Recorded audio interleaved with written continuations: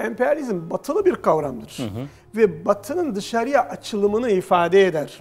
Bu açılımın aslında bir tarihsel geçmişi var. Yani İskender'in doğuya açılımı, Roma'nın doğuya açılımı, Hristiyanlık döneminde ise büyük açılım Haçlı Seferleriyle gerçekleşiyor.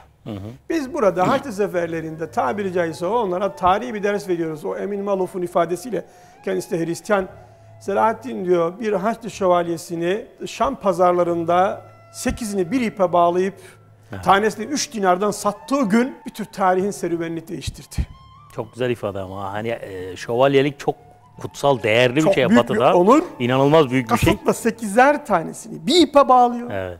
Tek Müslümana onları sürüklettiriyor. Ve tanesini 3 dinardan alan var mı? Para etmez deyip 1 dinara sattıkları vardır.